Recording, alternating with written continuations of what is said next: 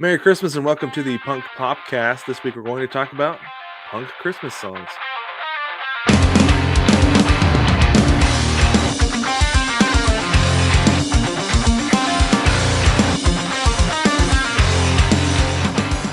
Welcome again to another episode of the Punk Popcast, and once again, Merry Christmas from us here at the Punk Popcast. I am Brad here with Jason again. How's it going, Jason?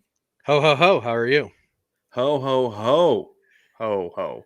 Anyway, all right. Very excited for this. So I have to let the listeners know, Jason. So you pitched this topic. You pitched this, I guess, this category of pop punk for me, and I was kind of like, well, I only know like two songs, and then you shot out a couple songs for me. I was like, you know what? I have an entire album of punk Christmas music. And then that led to one thing led to another, and I found Punk Goes Christmas Volume 1, and it was outstanding, and it became a little bit more difficult than I thought it was going to be to choose music for this one. Because, like I said, I started out with two, and I'm not using one of them. So here we are. I'm not even using the song that began this conversation. So There we go. Well, real quick, spoiler alert. So the one that I'm not using that I knew was a Simple Plan song, and it was one that we used to drive around listening to in like July. So, but anyway, I all spared right. everyone Whamageddon. So I think everyone appreciates you, but all right. So you let off last episode, so it is my turn to get started. I'm going to save my best for last, but I'm going to start with a solid one. This is a really good one. This is Christmas Lights by Yellowcard. Now, this could have very well been used on last week's episode because Jason and I actually realized moments before going on that this is a cover of a Coldplay song. I listened to Coldplay, so I didn't know. I didn't know. I thought it was an original. I thought it was too. This album or this song can be found on the Punk Goes Christmas album. And when I found out that it was a Coldplay of a cover song, I was like, that's not super surprising because I know Ryan Key is a Coldplay fan because they covered "Fix You" on the end of "When You're Through Thinking, Say Yes." So they did a great job. I'm not, like I said, not a Coldplay fan because I feel like I too can sing out of tune, but that's just my opinion. And I thought that Yellowcard did a much better job with this than Coldplay. but it definitely has a very Christmassy feel. I feel like because there are some songs that just don't, they'll just put like sleigh bells in there or chimes or whatever. But this feels like a Christmas song to me. I gotta say, and like I said in the last episode, they made this their own, and I think that's why when we discovered that this was a cover, that it didn't seem like it was because they made it. They made it a Yellowcard song. Yeah. Yeah, I legitimately, like we said, both of us, we thought it was an original because it sounds like standard issue Yellowcard, which there's nothing wrong with. Obviously, I've said in the past that I'm a huge Yellowcard fan, and I love just about everything they've done, but there is a signature to it, and this fit it. It fit everything else that they've ever done. That's, like I said, that's why we thought it was I mean, that original. chorus alone made me think it was an original Yellowcard song. Mm-hmm. Yeah, the way that they built to that chorus was standard issue Yellowcard. Yep. Yeah, I totally agree with you. So if you've heard the Coldplay song, if you're still listening after I bagged on them a minute ago, check this version out because it's really good. Reinke does an outstanding job. They switch everything on the piano to the guitar. They do it's really well done, really well put together, and it's a great Christmas song. I think it's gonna be put on one of my Christmas playlists going forward. Actually, to be honest with you. Very cool. What you got for us tonight, Jason? Okay, I'm gonna lead off. Since you mentioned singing off key, I'm gonna lead off with a cover as well. "Christmas is the Time to Say I Love You" from SR71. It was on the A Very Special Christmas #5 album. It was originally done by Billy Squier before he killed his career with the "Rock Me Tonight" video. um, so fun fact, the song, his version was recorded live on MTV with the VJs and the camera people and the producers, and everyone was singing as a chorus on live on MTV. Um, I think SR71 knocked this out of the park. I think they did a fantastic job. It was already a pop rock song the way Billy Squier recorded it, so it was an Mm-hmm. easy transition to pop punk. Um, Mitch isn't the greatest vocalist, and that shines through greatly in that intro where it's him It without does. music. Um, but it works when the music is in, and it's raw, but it's a good kind of raw, and it's just a fun Christmas song. It is. And I've been saying for years, like maybe like 15, 17 years, something like that, that when it comes to pop punk, if you do it right, you don't have to be able to sing, right? SR71 Exhibit A. And that's not to say anything. I feel like part of, for me, is that I had a really bad experience once while listening to our SR71. Oh no. So there was this girl, Jason, and we were like really good friends at school and everything, and we would chat on hours on AIM for like hours, like online at school after school for like hours on end. And I started to develop a crush on her, and I asked her out on a date, and she friend zoned me so hard. And I had Right Now by SR71 playing, and I was like, forget this. I'm never listening to this song again. I deleted off my Kazaa, and I was like, man, I don't think I was listening to SR71 until I got to this song. I was like, and I was just sitting there because I had forgotten about that, and I was like, man, why is this just like rubbing me the wrong way? And then I was like, oh, I know why. So what you're saying is she kicked you while you were high, is what Yeah, she did. like how I did that. That's That was right. It good. I beat see me what you here. did there. That was really good. But that being said, I did enjoy the cover. I thought it was good. I thought it was entertaining. Um, that's not to say that SR71 is like a comedy band like we talked about, like Bowling for Soup, but they can do it. Like they have Right. humorous lyrics typically, I feel like. Um, and I thought they did a good job with this, and I was entertained by it, and I really enjoyed it after the first couple times through. I highly recommend checking out that Billy Squier performance from Oh, MTV. It's pretty cool. I'm gonna YouTube it after we're done because that sounds awesome. By the way, foreshadowing. Thank you. Excellent, very good. Excellent. All right, I'll go ahead with one more before we go to our break, and that one is going to be "Alone This Holiday" by The Used. Now, and this isn't to say like this is not like an outstanding like blow everything else away Christmas song for me, like a pop punk Christmas song, but I am a huge fan of The Used. I love The Used, especially early Used with Maybe Memories, and that's I believe what this is on. Is when it was when it was re-released. They put it on the album. And it is typical Maybe Memories The Used because it all sounds a lot alike.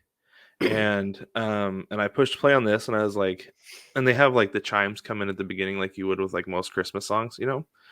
um but then like when the drums came in, I was like, those are the used drums. The guitar started, I was like, those are the used guitars, which was like like a security blanket for me with stuff that like I had a hard time with a lot of what we were listening to try to prepare for this episode, but that made me feel really good that I was like, okay, I can have a Christmas song, but I can also have the stuff that I'm really comfortable with and I really, really like, besides my favorite song ever that's coming up. Teaser.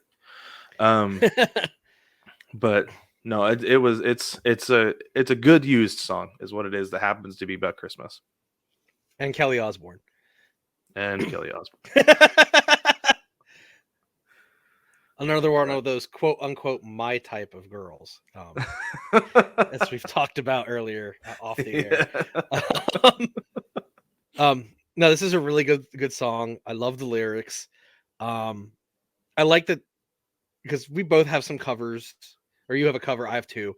I like that this is an original, and it's a very spot on used original. It fits Mhm. their style, but it does capture that kind of like Christmas longing, alone feeling that a lot of Christmas songs have. Mm-hmm.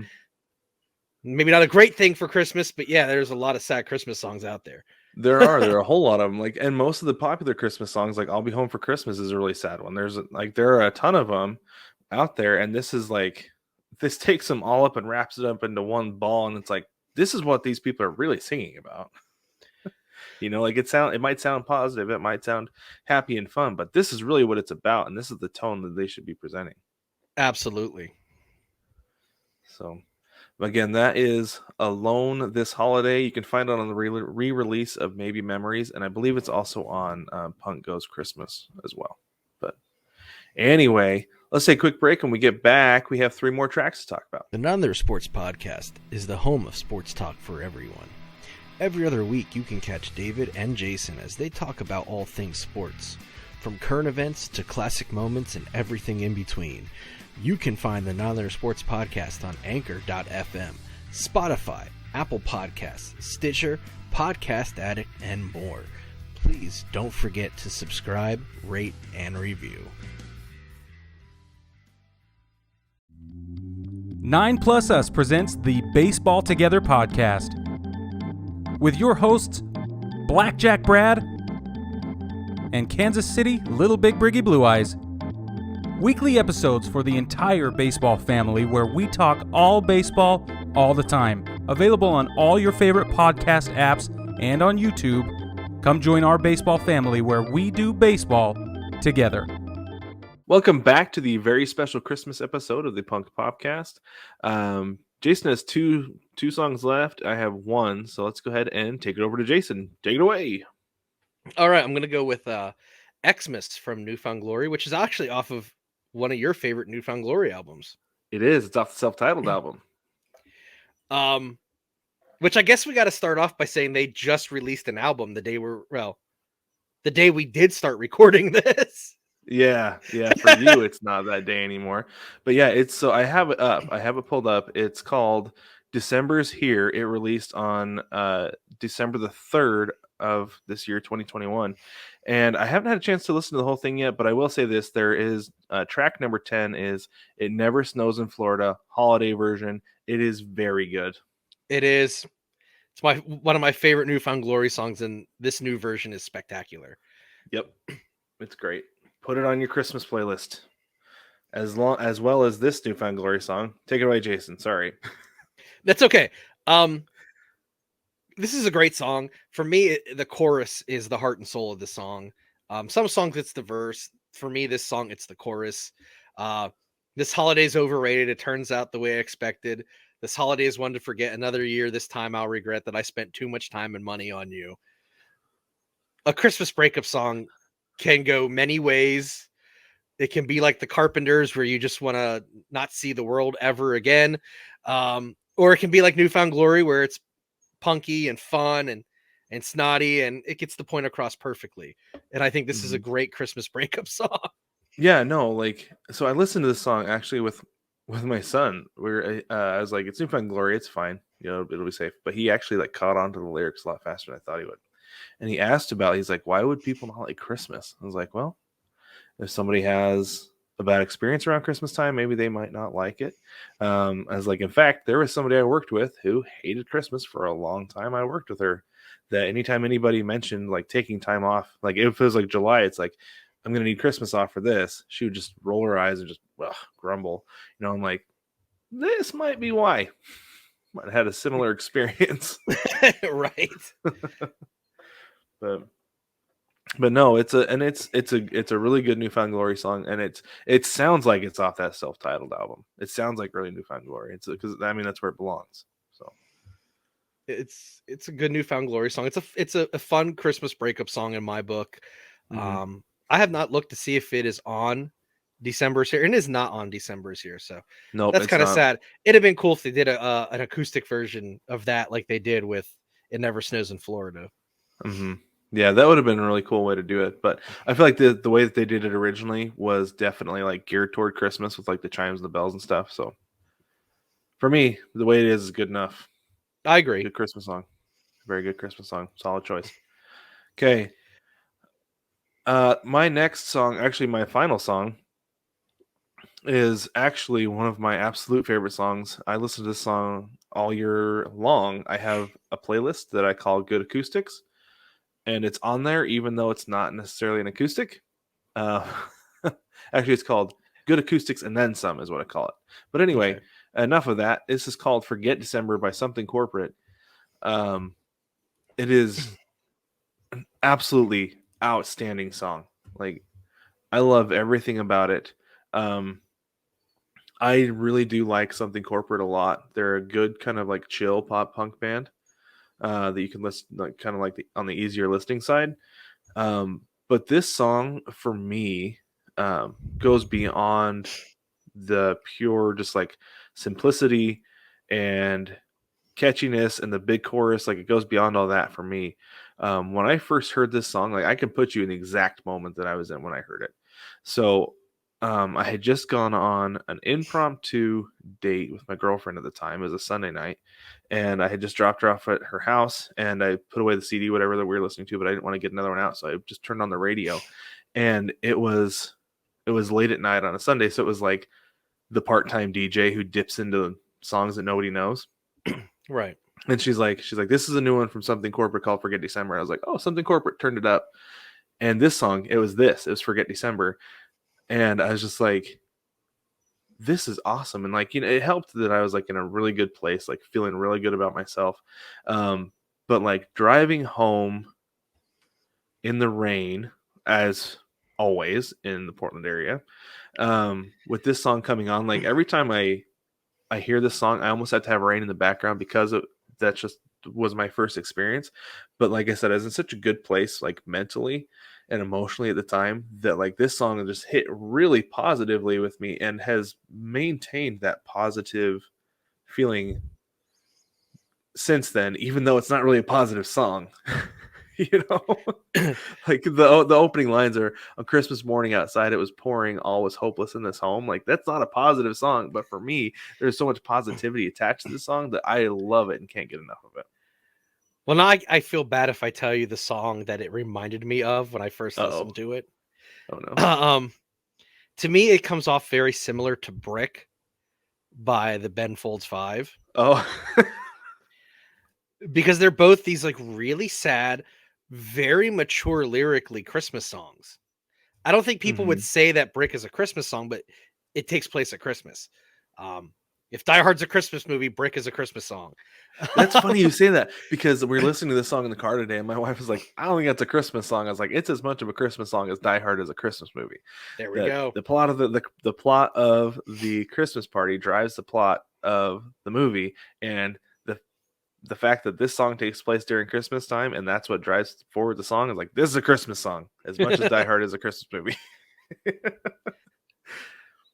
But that said, I really, out of your three picks, this was my favorite. I really enjoyed this song a lot. Um, and I think it's because the lyrics are very mature.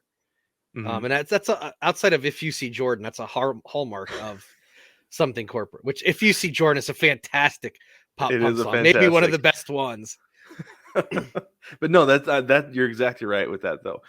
Like I knew you were gonna say that is something with Something Corporate, because it is, and I was gonna give that exact example, except for If You See Jordan.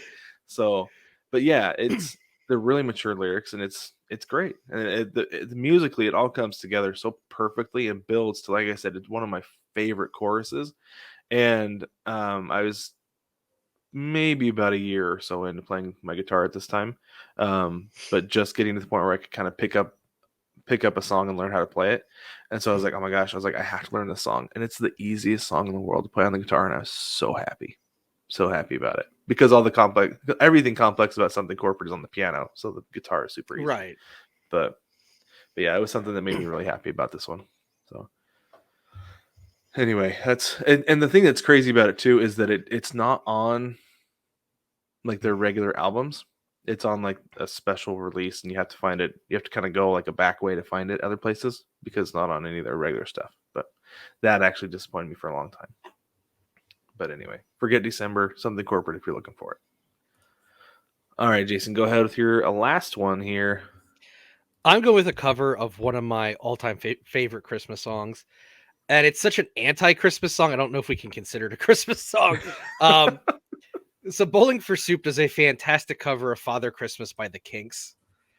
And the Kinks, not being a punk band, have a lot of punk chords in their original version from the 70s. So it made a really easy transition for Bowling for Soup to do. And this is a spectacular cover of Father Christmas. They capture the attitude of the song perfectly. They did, and I actually didn't know this was a cover because it felt appropriate for Bowling for Soup to be singing it. It was like the lyrics, the way the music goes, everything felt like standard issue Bowling for Soup, and I was like, yeah, it's about right. You know, you got to think, when I was a little kid, I loved the song, and like the opening line was, "When I was small, I believed in Santa Claus, though I knew it was my dad." I know. Like, so for us, like, we think we're probably getting really close to that stage. But like, so I was like, I can't listen. So like, I heard it and I was like, oh, I can't. Gotta be really careful listening to this around my son because we're not ready for that quite yet. So we hit that last year with G. So yeah. So that would be us next year then. That would be us next year, age wise, which we think is going to happen anyway. So we're prepared, but we didn't want it to be this year. So. Right. Anyway, go ahead. So off topic with the giving away Santa thing. My wife's, one of her favorite all-time movies is Gremlins. Oh, gee. Okay. Do you know the scene I'm talking about? I've never seen it. I've only seen Oh my God. It's the reason I do a music podcast, not a movie podcast, Jason. You gotta see Gremlins. I know, it's been on the list for so long. It is. I think every time I watch it, I post on Facebook about the Gremlins killing this one character who's like uber miserable lady. I'll say it that way, family friendly. And how they do it is so spectacular. But there's a scene where Phoebe Cates' character talks about how she discovered there was no Santa Claus. And Jamie's like, we were like, I think in the apartment yet. So we were like in our early 20s. And she's like, oh my God. I'm like, what? She goes, I never realized, like, I've watched this movie my entire life, and not once did it ever dawn on me what she was saying in this speech. Oh, that's so funny. That's really funny. That's good. Well, it's kind of like, I mean, I tell my wife this story, I think every year, that like, we're like, you know, we kind of go through like, well, when did you figure it out? And I was like, well, I was 5 and I saw my present from Santa under my parents' bed. I was looking for something else because they had like some random toys and stuff under their bed, and I looked under and I saw a skateboard, and then 3 or 4 weeks later I found that under the tree, and I was like, huh, okay, well, you know, it is what it is. But anyway, I digress. But let us know some of your favorite Christmas punk songs. Are there some covers that you like out there? Is there something? One of the albums that I dipped into a little bit was A Santa Cause, A Punk Rock Christmas, and then, like I said before, was Punk Goes Christmas. Was there any particular album you dipped into for this album, Jason, or for this episode? No. No, just new. I mean, I do feel like you knew this Father Christmas one for a while, right? I just discovered the Bowling for Soup version like this week, but the original, like I said, is one of my all-time favorite Christmas songs. Very cool. Very good. And go check out Newfound Glory's December's Here. I'm going to put a link to it in the description so you can get to it on Spotify. So you can get there pretty easily and check it out, since that's where you're finding us anyway, as it is, unless you're on YouTube. So, but again, thank you for joining us. Have a very Merry Christmas. This is the end of season 1 of the Punk Popcast. But we assure you we will be back in January with more. And I think we're going to be incorporating some more things, Jason, from what it sounds like. I think so, based on our discussions. Okay, cool. So be ready for that. It's going to be a great time. We're very excited about it. Very excited about how this has turned out so far. And we look forward to doing more for you. Again, Merry Christmas. Happy season finale. And we'll catch you in January.